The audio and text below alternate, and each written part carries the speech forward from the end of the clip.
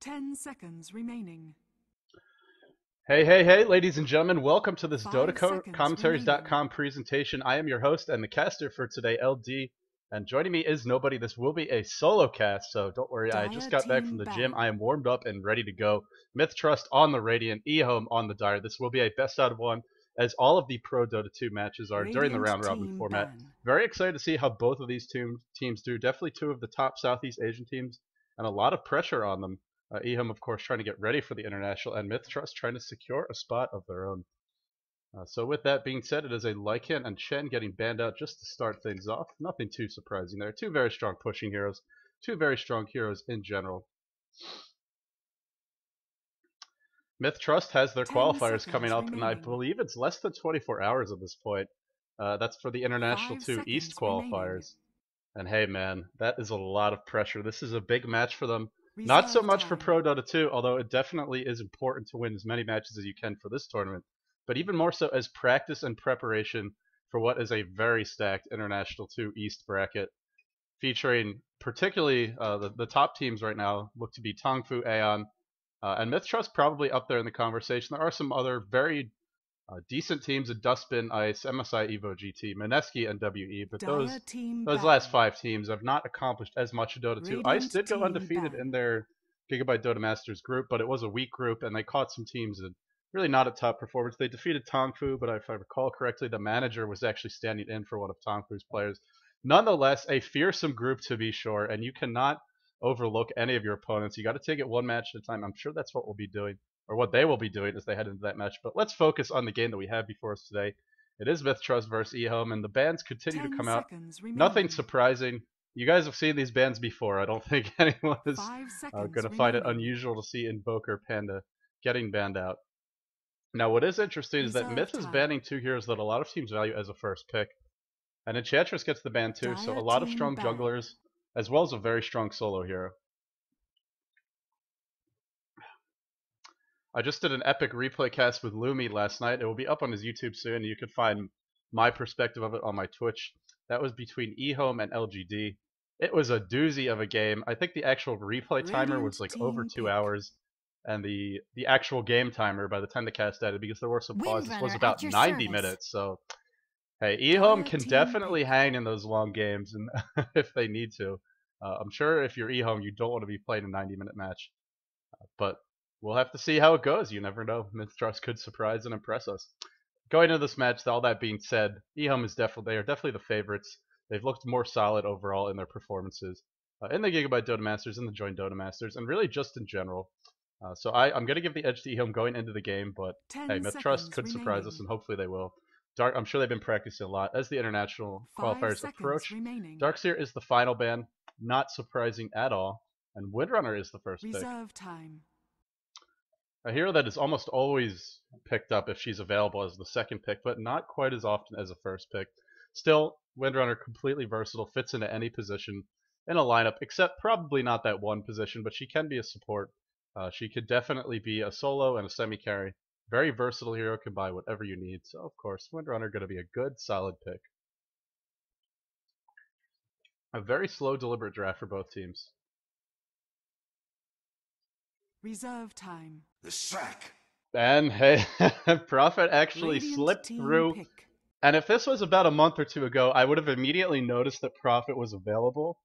But frankly, there's just so many good heroes now, particularly the additions of heroes like Invoker, Panda, and the resurgence of Darkseer, who fell off a little bit a couple months back and was really popular before that. Then he got nerfed, and he's really firmly back in the metagame now. And Lycan was added recently as well. But it's surprising that Prophet slips through the banning stage, even with all of these new heroes being added in. He's still definitely up there. And with him slipping through, they pick him up as well as leshrac. Leshrac's best friend, Shadow Demon, is still in the pool, and I wonder, will mithtrust deny that to EHOME? Or will they let EHOME get their hands on it?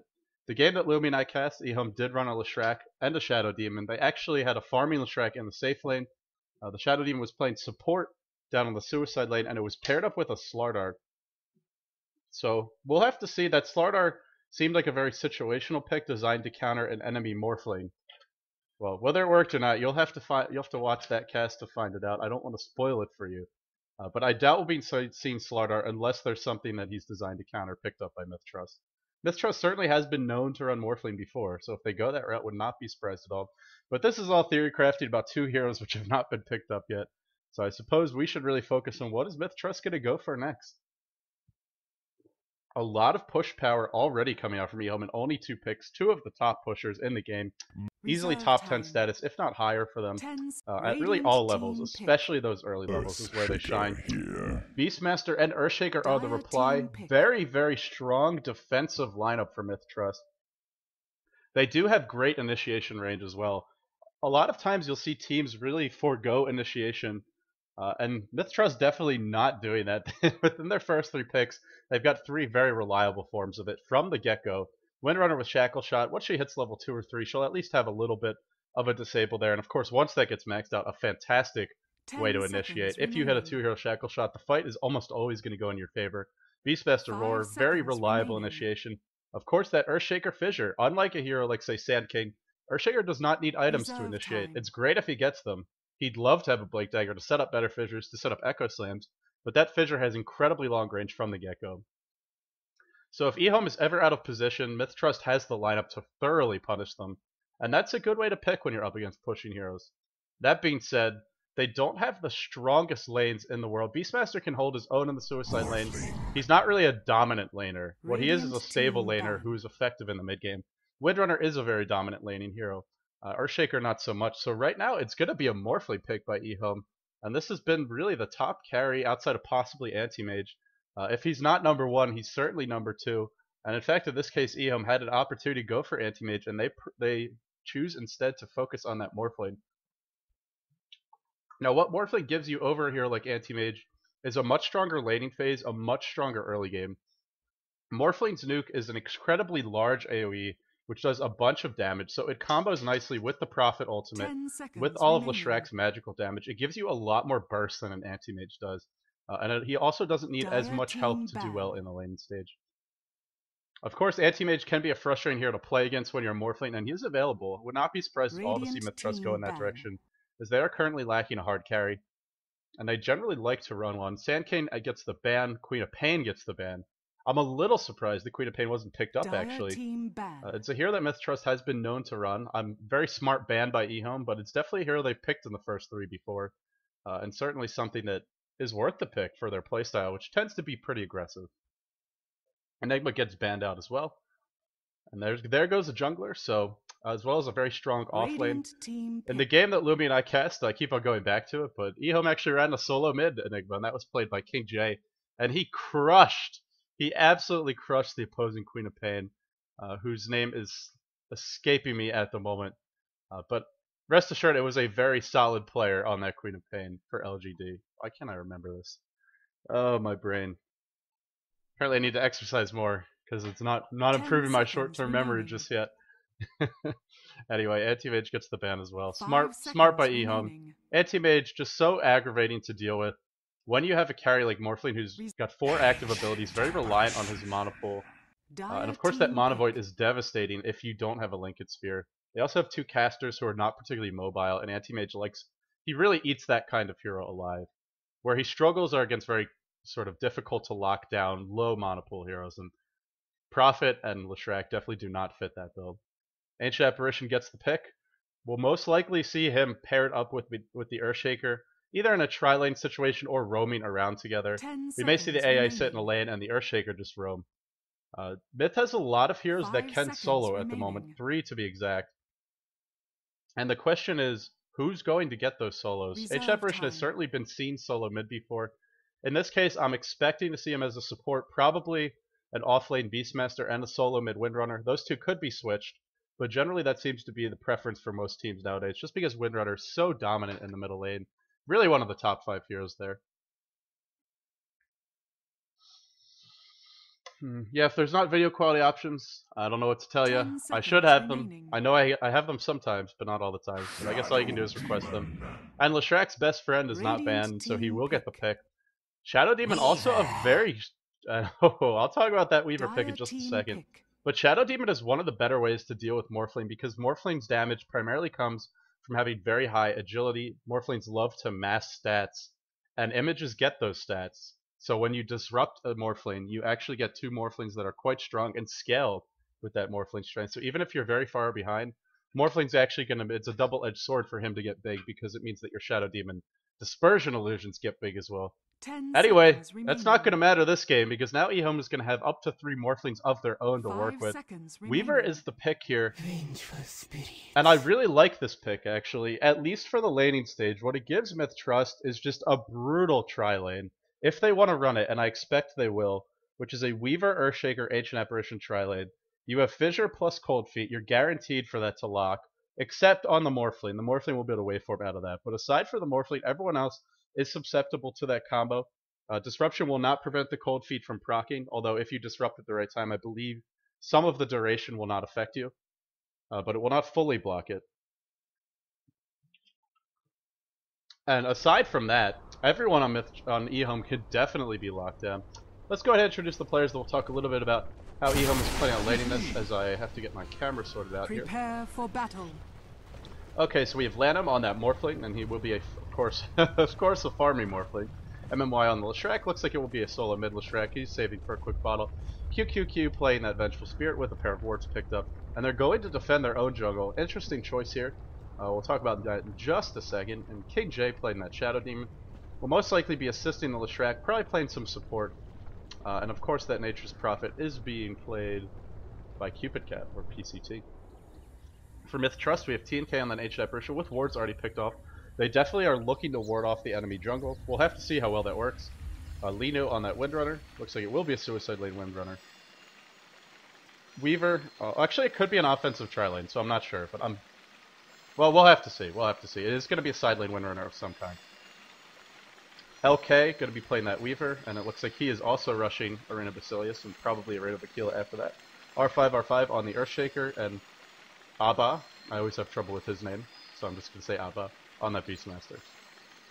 PCT does reconnect into the game.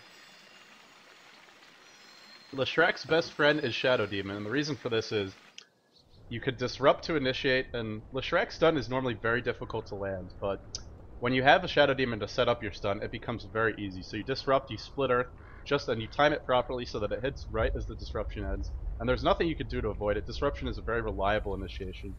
Of course, they have Avenge too, and that's another great setup stun.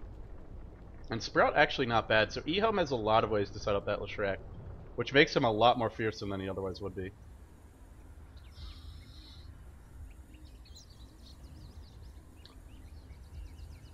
Well, it looks like we're going to have a little bit of a prolonged pause here, although PCT is back into the game for the moment.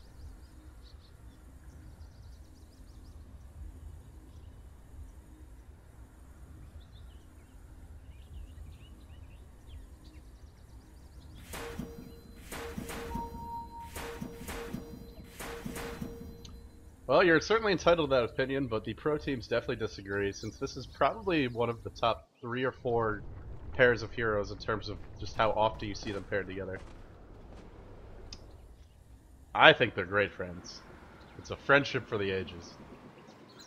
Either way, actually mithtrust's pretty slow to leave their base, which means TNK is either not going to get these wards off, or he's going to be giving up a first blood to do so. And I actually didn't get to check, do the Dire have sentry wards paired? You'll often see the Chinese team starting with a pair of sentry wards. It looks like they're not this game. leshrac does have some money in the bank, but I doubt he will be buying those sentry wards since he looks to be going mid. Lino leading the charge towards this camp there, and there's no way the camp will be warded now. They probably will try for it later. We'll have to see if they're successful. 30 seconds to battle. It will be a profit in the offlane, nothing unusual there. You can use your trance to pull the creep wave, and I'm going to chance missing this engagement top. But you can pull the creep wave like so. Normally they pick the creeps up right around here and draw the aggro right back to your tower. And if you do it, I was a little afraid I was missing the engagement there. But both teams are going to back off. Nice job by EHOME. They at least want to get one spawn of creeps off, which means that they're going to keep a couple of heroes up here for the time being. Well, as I say that, they're rotating out, so I guess they're not going to get it off. As mithtrust sees the rotation, they will most likely look to go in. Just continuing to scout. I love this elaborate dance we are seeing at the moment. Interesting to note, mithtrust has no vision of the wards of the runes right now. And it's primarily because of the situation. Haystern picked up on QQQ. Interesting engagement here. I think mithtrust is in trouble. Disruption to initiate. We have the waveform in reserve. Fissure block is not the best, but it's decent. Magic missile timed perfectly. That was a snipe of a magic missile. And Linu in a lot of trouble. No healing cell. He will be going down. First blood going the way of Lanham. It was a great fissure in the end. It looked like it might have actually worked against him at first, but the magic missile, the timing on that, just too good. And so EHOME picks up a much needed first blood. Going to give them a nice start to this game. It's actually going to be a beastmaster mid and a weaver on the safe lane. Now, of course, like I said in the early game, mithtrust has, at this point, they have 4 heroes that are strong solos, so they really could have gone anyway. They choose to go with the beastmaster mid up against leshrac. It should be a pretty even matchup. Obviously give the edge to leshrac simply because he is ranged. TNK in a little bit of trouble here, but R5 is waiting in the wings with that fissure. In terms of who should win this tri-lane, well, we saw in that engagement EHOME at the advantage, but I actually think mithtrust should have the better time of it if they play it properly, because Ancient Apparition and Windrunner have really good ranged harassment. Earthshaker, one of the best defensive heroes, also can really punish any bad positioning. If they play it correctly and they don't get caught out of position or run into an unlucky haste turn, then they should have the edge. Of course, with that first blood going to the morphling, it does make things that much more difficult. He has picked up the Ring of Basilius. Most likely will be going for a bottleneck. Might just rush her into health. We will have to wait and see, but either way, with that quick Ring of Basilius, they can push the lane at will, and a tri-lane that is being pulled is going to have be very difficult for the offensive tri-lane. So as a result, we are going to see Earthshaker leaving the lane, trying to give a little bit more XP towards the Windrunner and the Ancient Apparition. Because they were not able to ward the pull, they've pretty much lost the lane unless they can do something, either get some kills or shut down that pull. Right now they're just going to get less experience flat out. They have to contest the pull, and a sentry ward is dropped to block it, but that will only last for 2 minutes. Not the standard 6 minutes that you get with an observer ward.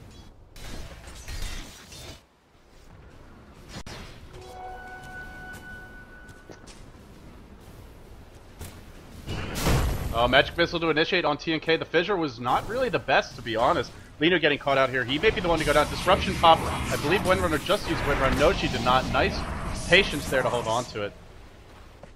And meanwhile, Prophet has joined the fight in the middle lane. This is the power of having that early laning Prophet. Ava probably going to go down here. In fact, he's got one more tango, but he turns back around and down he goes. This does give LK a little bit of extra time on the bottom lane to farm, as well as nobody to challenge his farm. Still, you're getting a kill on your Prophet, you're shutting down the opposing solo mid, a worthwhile rotation, and PCT actually going to take over mid, and we're going to see MMY, who is very low, go back to base and kill. Initiation on the top lane, King J. The Cold Feet was not proccing, and that was a better fissure. Indeed, King J had very little room to maneuver, and he goes down. So, mithtrust getting on the board, and that's an important kill for them. This is a best out of 1.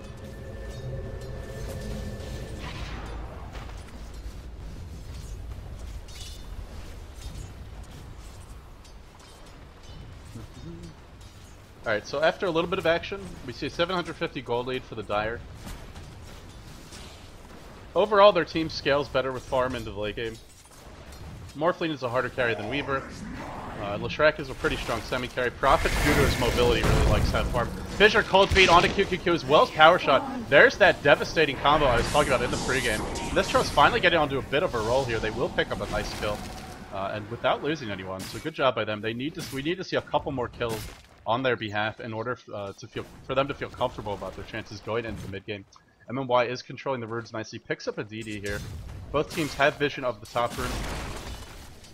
Now leshrac has a larger mana pool as well as the more spammable nuke because of that larger mana pool. So expect to see him continue to control the runes. Although he is level 4, looks like because he was forced back to the base, he is a little bit under leveled. As well as simply checking that rune. And this is one of the downsides to going to get that bottom rune. If it does spawn here, the travel distance from mid all the way down here is simply longer than from here. From mid to the top rune, so you end up wasting a lot more time on the top lane. Linu in trouble. Lanham, morphling has his waveform. It is available, and he will be using it momentarily. Not sure why he's holding on to it so long, but he does secure the kill on the Windrunner. R5 is here. There's no mana up on Lanham for another waveform, but R5 no fissure either, so he should be just fine. Frankly, it's not good enough for mithtrust to trade evenly. They need to do better than that on this top lane. Like I mentioned, it's not simply the fact that morphling's a harder carry. It's also the fact that the enemy tri-lane has the better level advantage simply because they've been pulling Disruption on R5, R5, and Prophet ult bouncing through. This is the power of a Prophet against an enemy tri-lane. I've cast another game where this happened as well. If the enemy Prophet gets a solo lane and gets a quick level 6, the ult just chews through the opposing tri-lane because their HP pools are so low. With TNK and R5, R5 being forced back to base, Lino is going to have a hell of a time getting anything going. That being said, the ray of hope here for mithtrust is that LK is having a good time in the bottom lane, up to 24 CS, holding his own with the morphling and the leshrac, but not really dominating either. How about having a decent time as well? Look for the beastmaster to try and set up some ganks. He does have a smoke set up or picked up already, and there's a haster spawning bottom. Bad luck for him.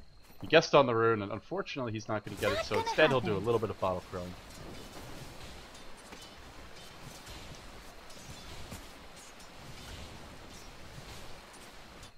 Is anybody else having problems with my mic? I understand some people say it's fine, and some people say it's not. Oh, PCT, you devilish bastard.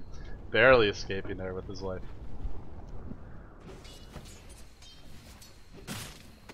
That was a close call, though.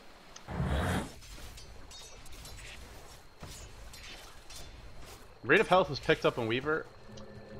This could be a number of things. It could be a Hood of Defiance. So Roar onto MMY. They really want this kill. Cold Feet as well. It should be enough for the Cold Feet to tick, and with the Fissure, that will be enough. They get the kill, but Prophet ult is going to punish the Beastmaster 1-for-1, and QQQ got that experience, so it will be a very early swap for him. Already hitting level 5 and getting pretty close to level 6.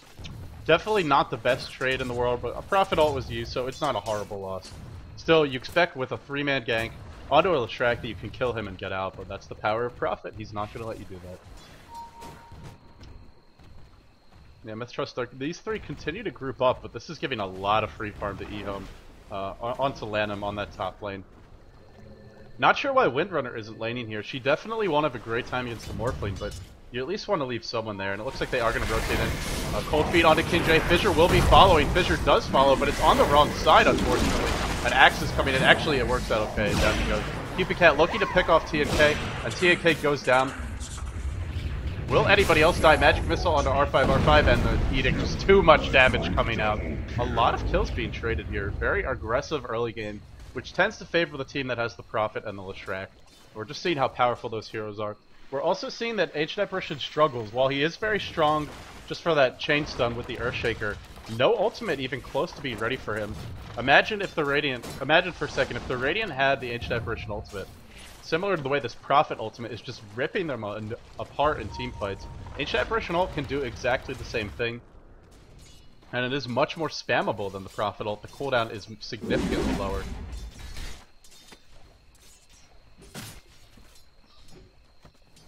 Okay, in some trouble here. Looks like a gank is prepared. Do they have sentry wards? No detection on these two heroes. Prophet doesn't have any either. I'm really not sure what their plan was. And okay, we'll be hiding out the secret shop. To be honest, very uncharacteristic play for EHOME to try and gank a hero that has an invisibility escape mechanism and not have sentries or dust. I almost always see them. In this case, dust would not be the right choice because Weaver can use his ultimate to remove it, but sentry wards would be good. Come to me. Dire's middle tower is under attack.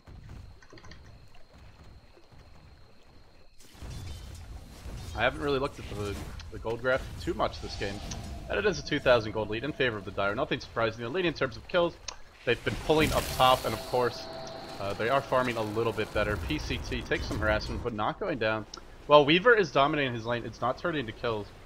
And this is one of the reasons why Weaver has not been the most popular pick, is he's not the best at securing kills. He's really, really strong in a tri-lane. I'm kind of thinking that it would have been better to put the Ancient Apparition bottom, and maybe... Or not the Ancient Apparition, excuse me, the Windrunner bottom, and then tri-lane the Weaver. Because Weaver has way more kill potential, also much harder to kill. Sakuchi is just a better escape mechanism than Windrun in the early stages of the game. Of course, hindsight is 50-50. Myth did not know exactly how EHOME was going to lane it, but they should have had some inclinations, because Prophet is almost always in the off lane. Occasionally you'll see him mid, once in a while you'll see him in the jungle, but the Chinese teams, especially with this lineup, you knew Morphling was going to be safe lane. And you expect leshrac to be mid, and that sort of makes it obvious that Prophet will be bottom. So with the early laning not working out to mithtrust, the question is what can they do to come back in the mid game? Well, you don't want to farm all day, right? Because morphling will win the farm war. Eventually he's going to get too big and he will simply outcarry the Weaver. And there's really no reliable, secondary carry on mithtrust. Windrunner's a decent semi. That's not going to be good enough. Roar onto QQQ, Cold Feet to follow, and QQQ will go down. MMY eats the fissure as well. He's looking about going in. Prophet, bouncing through. Sprout onto R5. They are going to go for this Earthshaker, a nice tango out, but it will not be enough. 1 kill secured, and it looks like that will be the end of the engagement. So again, they try. mithtrust wants to be aggressive, but every time Cubic has prepared with that ultimate. Lanham really diving Lino here. Crits the replicate just to give him an escape mechanism and diving even farther. Prophet even TPing, and actually the TP will be cancelled. Nonetheless, the Reign of Basilius is, the Reign of Aquila rather, is turned on. This will allow them to quickly push down the top tower. Compared to the bottom lane, how much damage has Weaver done to the tower? About the same, but he's not threatening to push it down. Weaver should be auto-attacking and constantly spamming Sakuchi. In order to do a little bit of pressure on this bottom lane, you have to get something in return. The other issue with the Weaver pick in this game is that he really struggles against all the lockdown EHOME has. They have a lot of reliable initiation. You have Disruption, you have that Magic Missile, and of course to follow it up you have the Sprout, you have the Splitter. It's a lot of ways to hold the Weaver in place and set up a kill on him. We haven't seen too much of that yet, but when the mid game hits, it's going to be tough for Weaver to get anything done in a team fight. He's going to have to tank up, whether it's a Vanguard, whether it's a Hood of Defiance. I guess he could try to rush the Relic, and it looks like he might be thinking about that. But that is a dangerous proposition, because then you're letting Morphling get a lot of free farm time. And let's actually compare the players' gold per minute while we have a minute here. Morphling sitting at 372, LK sitting at 309. He does have the level advantage, but only a 1 level advantage, not the biggest deal in the world.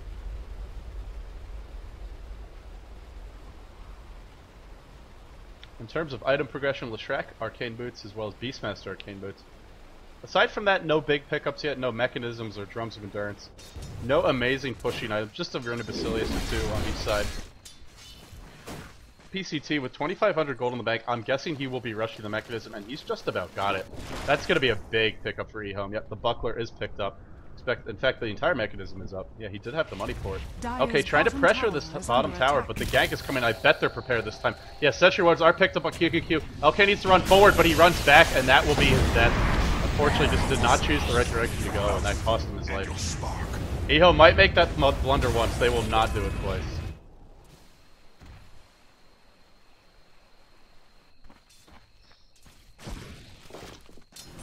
Overall, EHOME is just making all the right decisions in this game. Every engagement, the timing is good. As I adjust myself in the chair, of course, Morphling goes down top, so a critical kill really on the Morphling. 1,300 gold. I think he's looking for that ultimate orb. We have seen some of the Chinese Morphlings recently, or excuse me, not the Chinese Morphlings, some of the Western Morphlings have really been favoring the Ethereal Blade Rush. I saw a couple of American teams do it yesterday, as well as I think a European team. And I doubt we'll see that from the Chinese. I'm not sure if I've seen them do it at all. I'm trying to remember. I think I've seen Burning do it. But that was a game where he had awful farm to start. If we compare this Morphling to Burning's Morphling, this Morphling is 5 CS per minute, Burning's had about 2, and that was at the 20-minute mark.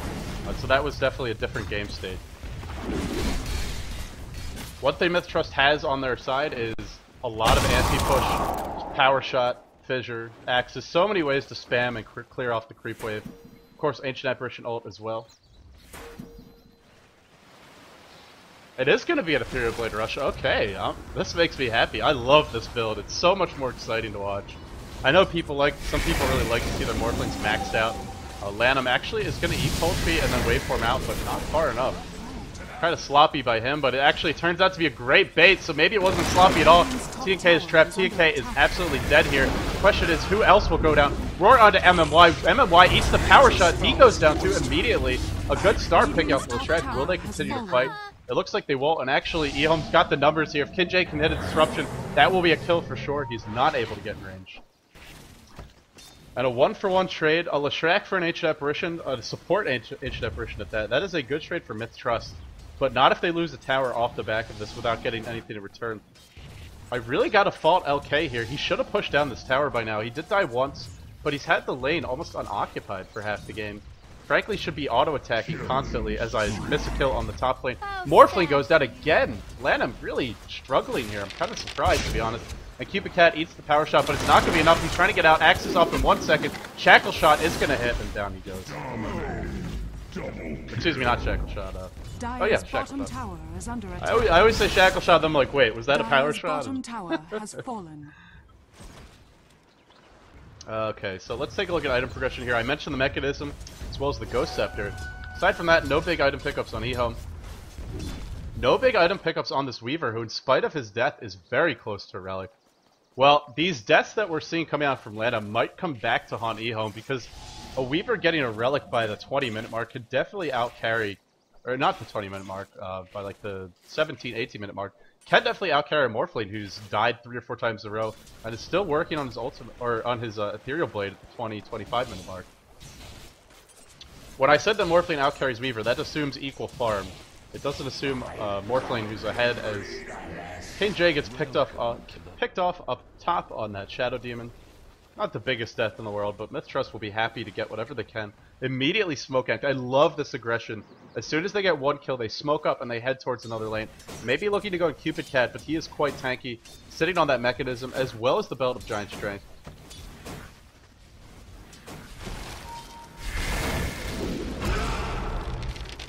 Roar comes out onto Cupid Cat. Cupid Cat is dead. Oh, nice defensive swap, but I think PCT is still going to go down. Indeed, he does. Split Earth hits R5, who has his ultimate. He's thinking about going in, though. He's going to back off for now. mithtrust looking a lot better. They've really stabilized since a bad start to the early game, giving up a first blood, losing the tri-lane. R5 so low. Ancient Apparition ult flies, and I guess it's going towards bottom. I did not see where that went, actually. I assumed it was going towards bottom. And I was wrong. Prophet is dead, no buyback, and I'm sure he's very sad about that, as his ultimate is up, and he could have easily gotten killed on Earthshaker. Lanham continuing to play aggressively. I'm very surprised to see this kind of Morphling play, especially when he's been dying as much as he has. He's 3-2 after 2-0 start. The farm city at 91, tied with the Weaver, who's died once. The tower advantage is going the way of mithtrust, or excuse me, of EHOME. Regeneration. Only 1 tower down, a single exterior tower, compared to 3 outer towers. And in spite of that, let's take a look at the gold graph. I imagine it's not going to be that big of a difference. Yeah, only around 2,500. So it's pretty much dead even if you ignore the tower differential, and that is good news for mithtrust, especially after this game started. I love these offensive wards being placed by EHOME. They've been ahead for most of the game, and they really want to keep the pressure up, not give mithtrust too much of room to breathe. Unfortunately, these offensive wards are a good start, but if you're sloppy and you give up kills, then it doesn't matter if you have vision, because suddenly your opponents will be too strong for you to play aggressively. And after a few deaths, it looks like EHOME is not feeling confident. I'm sure they would love to make a go at the Roshan Pit, as they do have much better access into it right now, but they just don't have the advantage in terms of farm to do it. They're lacking any sort of real quick ability to Roshan. They have the Minus Armor Revenge. It's only level 1. They don't have a medallion up yet. I'd expect to see one fairly soon. Lan, I'm working towards that Ethereal Blade. He is still a decent ways away, about 1,200 gold to go. The Relic is already up on the Weaver. Ancient Apparition ult hits a little bit of a lag spike here. Not sure if the players got that as well. Cupid Cat looking to TP out. I believe he will get away because the bugs did not hit. The question is, will it be enough though? He's getting quite low, and indeed the A ult wears off. That is only a level 1 Ancient Apparition ult. If that was a level 2 ult, he would absolutely have been dead. Oh, LK in a lot of trouble. No opportunity to ult. Down he goes. That was way too much burst damage. Great play by EHOME, and this is what I was mentioning. With that Weaver Radiance Rush, he is just very squishy, very easy to pick off, and EHOME has the lineup to burst him down in a few seconds flat. Great play by them. What a bad time for the Weaver to die. The hardest part is definitely getting the Relic. But still, until you get that Radiance, your farm is not really going to accelerate. And really what the Relic gives you is just damage in team fights up until that point. Your farm starts to accelerate once you get the Radiance. As you get that AoE R, you can push very quickly with Sakuchi and the Radiance burn damage. Lanham pops the Ethereal Form, and actually Shackle Shot is going to latch. No Power Shot, delayed Power Shot, and the Ethereal Form wears off. If he was still in Ethereal Form, that would have hurt a lot more. But Lanham probably would not have died anyway, as he is very, very tanky. Both carries really struggling this game, I have to say. 0-2 on the Weaver, 3-2 in Lanham, but it feels like worse. It feels worse than that. If we take a look at farm, that next death from LK has given Lanham the lead in terms of farm again. He's up by 10 creeps. Aside from that, 74 on the Beastmaster, as we do see EHOME looking to set up a gank here. This offensive horde could mean trouble for mithtrust, although they are playing very defensively. Great heroes to counter a tower dive. Earthshaker, Ancient Apparition, and Beastmaster. Lots of disables, lots of nukes. And if you're taking tower shots under... Oh, LK in some trouble here. Blind Split Earth is going to hit, but he should be okay for the moment, and he's going to run away. There is still Sentry Ward. Prophet ult bouncing through. LK senses it, and is going to continue runs, just managing to get away. Wasting a lot of time on the Dire side, during which they could be pushing out the lanes, going for Roshan, going for ganks on other heroes.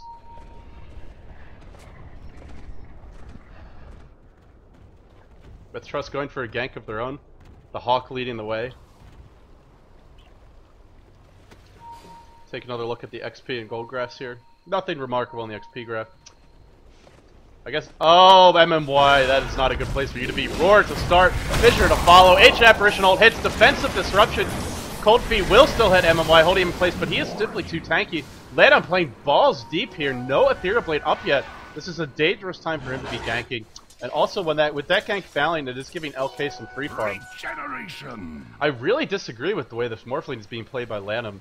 He's had very close to the amount of money he needs for this Ethereal Blade. If he had just spent the last 2 or 3 minutes farming instead of roaming around the map, he would have it up now and he could actually contribute in these ganks. Instead, he's just a walking waveform, which is a nice nuke, but at this stage of the game, it's just not enough. EHOME feels desperate for some reason, and I'm not sure why. I think if they just played a little bit more patiently, they'd be better off. Of course, the Weaver is ahead in terms of the late game item progression compared to the Morphling, but it's not like the game is out of reach. Nice defensive fissure hitting on 3. The mechanism gets popped. Shackle shot latches to Lanham, although the model of it disappears for some reason. Great job by LK. Now he's pressuring towers and auto attacking like a champ.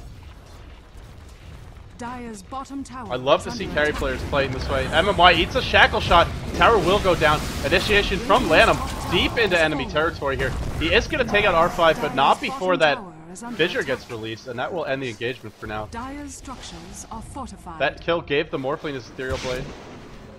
So a pretty crucial kill for him to get, to be honest. Dire's middle tower is under attack. Although he did get the last hit there, but he got the assist gold as well as the tower gold.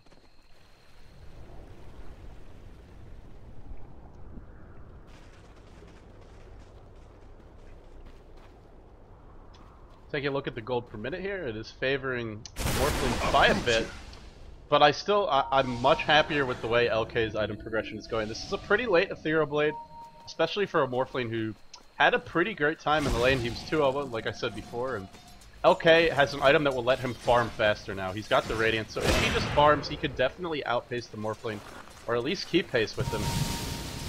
And eventually I expect to see the Weaver pick up a BKB, because the Dire have no answer for that, and a BKB is going to make the Ethereal Blade next to useless, as well as block the Leshrac's damage, the Magic Missile, the Disruption.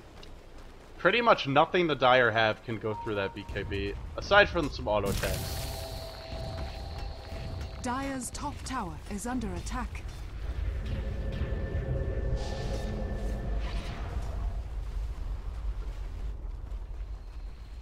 Has anybody else picked up a big item? There is a mechanism up on the Windrunner. Ancient Apparition has the Arcane Boots. Necrobook level 1 on mithtrust, looking to do a little bit of pushing of their own. And indeed, the tier 1 tower will be going down. Looks like EHOME thinking about going in here. Disruption to start on the Beastmaster as well as the Soul Catcher. That's going to hit. Beastmaster immediately pops his Necrobook. Alba does go down, but not before dropping the Roar. Hasted leshrac. That is a fearsome sight. Pulse Nova doing a lot of damage as he gets into range of TNK. TNK runs back the other way, trying to save the rest of his team. He drops. Weaver coming in from the back lines, but very late to the fight here. And the Necrobook doing what it can in the background. PCT is going to sprout. Okay, but he does have his ult if he needs it. Choosing to use that... Oh, that's Akuchi instead. A wand fight for EHOME. And off the back of that fight, they should be able to push mid.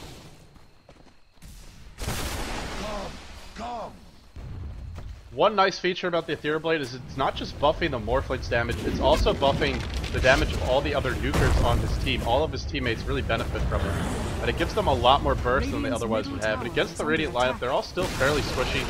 You look at the Ancient Apparition, 700 HP, the Earthshaker 900, the Beastmaster 1250, which is respectable, Windrunner 1000, but still all of them hovering around that 1000 HP mark. Weaver not even there. He does have the money for a Vitality booster if he wants to go that route, or an Ogre Axe into a BKB, and it will be a BKB rush. I like this choice a lot better, to be honest, because with the BKB, you're basically immortal. There's no way the Dire will burst you down unless they get initiation on you.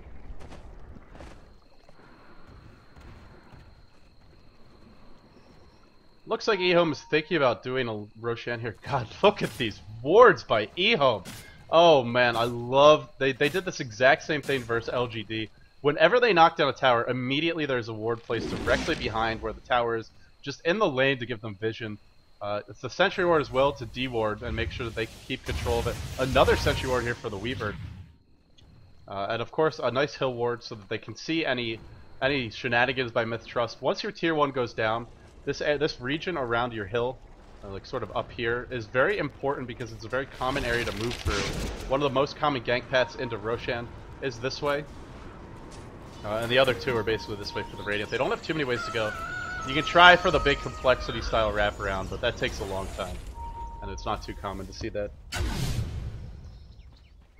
But with that Necro level 1, he'll be looking to max it out. It'll be very nice to have against the Dire lineup. They are pretty mana dependent. A lot of damage, buffs up all the heroes with that aura as well. And most importantly, gives them a decent amount of push and anti-push. Synergizes quite well with that Beastmaster's Inner Beast aura. He did go for Hawk this game. And it makes sense because we saw the way the Beastmaster was playing, focusing very much on the ganking in the early stages. LK and Lanham going to toe-to-toe here. That Ethereal Blade, actually enough to bring him down. Lanham too slow to press that time-lapse, and down he goes. Sloppy play by LK. He definitely had a moment there to use it, and great play by the morphling.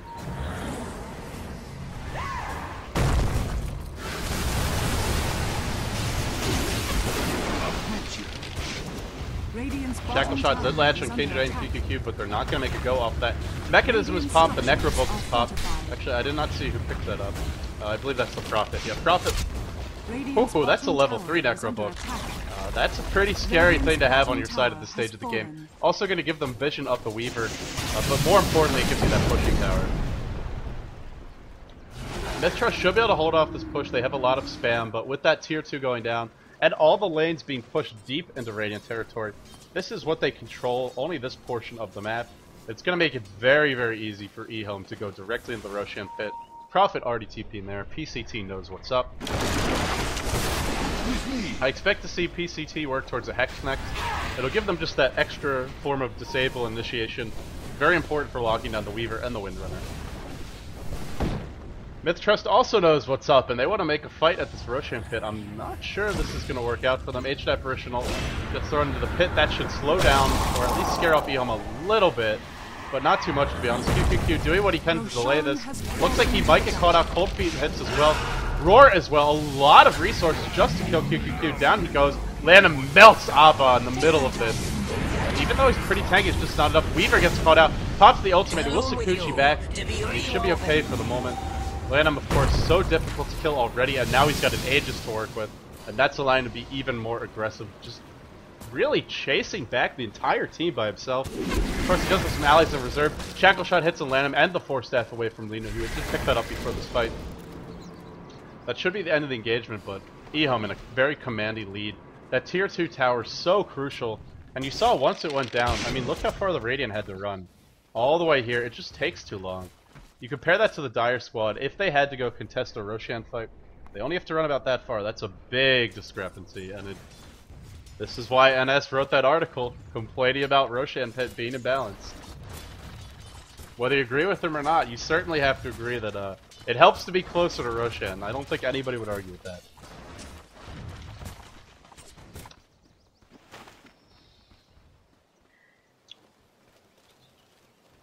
No real item progression for mithtrust since that Force Staff pickup. It is a Necrobook level 1 still. Necronomicon level 1. He's close to the level 2. But Necronomicon is an item that's really effective if you get it quickly, and it scales off pretty hard if you don't. At the rate they're going, it'll help them to D-ward if he wants to go that route, but a gem could have done that for them a lot earlier. And the pushing power is just not going to matter as much. EHOME, of course, Sentry Ward immediately dropped Disruption, Soul Catcher, And TLK is actually in a lot of trouble here. Ult's out. Will he be able to get out in the other direction? It looks like he will. Oh, he's out of mana. He is so dead. MMY another haste rune. Oh boy, that Weaver is not having a fun time today.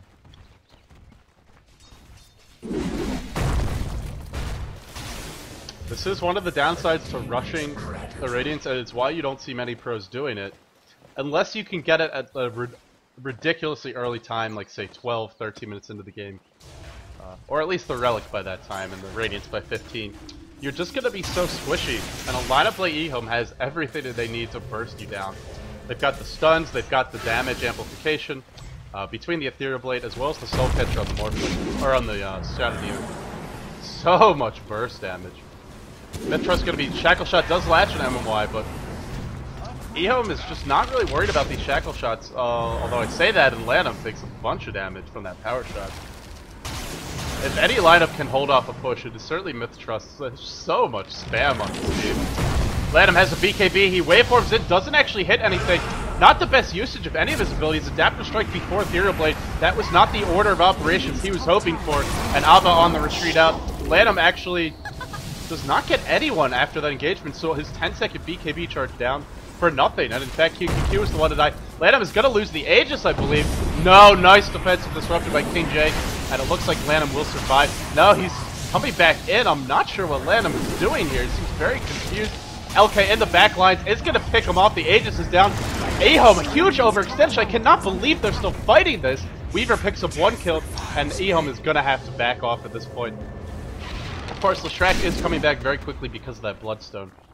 Still, that was a horrible use of an Aegis. And I'm an EHOME fan, don't get me wrong, but that was not how you want to be spending that. Although, if you watch that EHOME first LGD game, I guess they view Aegises as expendable. Because they just get so many of them when they're on the dire side. So maybe that is the thought process. Still, that gives LK a lot of additional farm, and once he gets that BKB, while he doesn't have too much burst on his own, he is very good at finishing off and cleaning up heroes. Oh, LK, that's dangerous, buddy. Oh, it looks like he might pay for this with his life. No, for the moment he should be okay. The Sakuchi, no, Prophet joins the fight, and down he should be going. I say this, but one more Sakuchi, will it be enough? No, it looks like Morphling is here, and this time he's ready with that Ethereal Blade.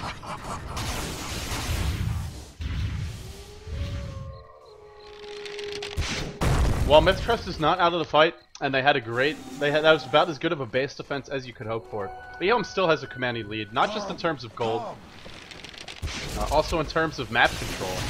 If you look where the creep equilibrium is right now, the waves are all deep in mithtrust territory. It makes it very difficult to leave your base. Even with the Hawk doing what he can to scout, it's just simply not enough. Of course, notice the hill ward here. Normally you'd like to see a ward up on this hill too, but EHOME is more concerned about pushing at the moment. Lanham with that BKB as well as Ethereal Blade. Maybe he'll actually use his combo correctly this time. Shackle Shot hits on Lanham. Mechanism is used. Not really the best time. Not really when you want to use the mechanism, as it only healed up the Morphling a little bit. But for now, he will be safe. He'll be backing off. And a Replicate up top. Morphling may be thinking about backing off and going to farm if he needs to. Of course, the tower is taking a lot of damage. Edict coming off cooldown. This next Edict will bring the tower down. If MOY goes for it, Fissure to start. Shackle Shot will not latch. Just barely not in range of this tree right here. That was close. Morphling still hiding around. Looks like they want to go pressure bottom a little bit. I'm guessing this is so they can get up some aggressive wards. But this is, look at what EHOME is doing. A lot of teams, if they want, let's say they want to go pressure bottom, they'll just run straight through the jungle and start pushing. But EHOME is like, we're not going to do that. We're going to make sure to farm this camp. They don't farm this one because it's a little bit dangerous. And they're going to clear out the rest of your jungle. In fact, oh no, sorry, it's not the stack time. I was going to say they're even stacking. Clear out all the jungle camps, and then, only then, will they go ahead and push the lane. Of course, there is still a top lane to farm, and LK is taking full advantage of that. Pressuring this lane as best he can.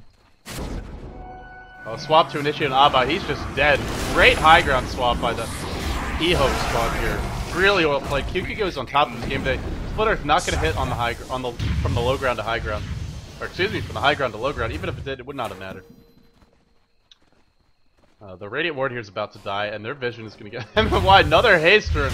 Oh man, this leshrac getting all the runes today.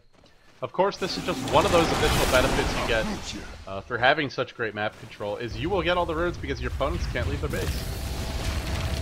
LK has picked up the BKB, he pops it right away. I feel he should have held on to it a little bit longer, as now EHOME can simply back off, wait for that BKB duration to end. Maybe even go on him, Echo Slam onto Cupid Cat. This offensive disruption will save him for the moment, and in fact he's still alive. Lino on the way out, swap back in, Morphling looking to clean him up. And let him, where is your nukes? Actually, they're on cooldown. Profitable bounces through, cleans him up, and the tower will go down. And with this, I believe that will be the game, or at least a set of racks, and probably another Roshan soon. Looks like it's a Necronomicon that was being attempted here by Windrunner. They're actually fighting backdoor protection, but they just have too much push power. Creepwave will be arriving. Will they go for 2 sets of racks? It looks like they're feeling bold. They're gonna do it. And if they get the second set of racks, it is just going to be too steep of a hill to climb. I cannot see MiTH coming back from this. I go back to that fight, and the one thing that I really have to question is how early the Weaver used his BKB, because it allowed EHOME to simply go back onto the low ground. mithtrust tried to fight when EHOME was on the low ground, and it cost them the game. Radiant's middle barracks has fallen. And I said it was a late Ethereal Blade, but hey. It's working out okay when you pair it with all the other nukes, and with all the tower gold, Lanham is now looking at an ultimate orb. He'll have his Yasha up soon. Roshan will be respawning in the next minute or two. In fact, it's just about 2 minutes to go. Look for EHOME to probably wait for that next Roshan, secure themselves another Aegis, and then go for a win. They probably have what it takes to just push down top. And what they could do if they want is simply make sure all the lanes are pushed in, push in mid, push in bot, and then everyone group up and go top. And what you can do is just siege the tower with your replicate, with the dispersion illusions of the morphling, with edict, with prophet treant. So many ways to siege. And then back off, wait for the enemy to go defend the other lanes, and then go and do it again. Just sort of yo-yo back and forth in this region. Hopefully that's not an offensive symbol in any cultures.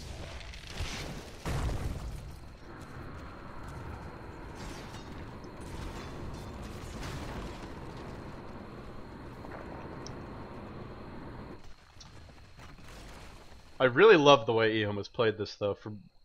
Aside from Lana making some mistakes, of course MOI has missed the stun here or there, but just the overall strategy is very sound. They punish mithtrust for not having the best positioning top. The Earthshaker's fissures were questionable at times.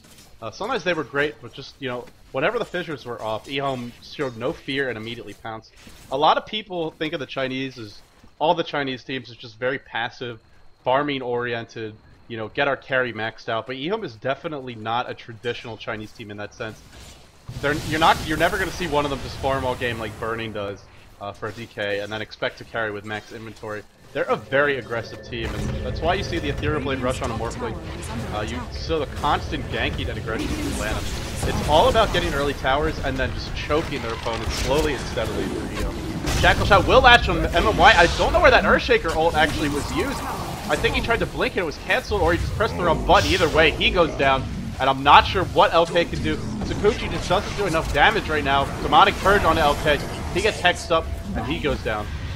And the hex was picked up on the Prophet. With that, that will be the game. A dominating display by EHOME. There really wasn't a point in the game where you could say that mithtrust had a comfortable position.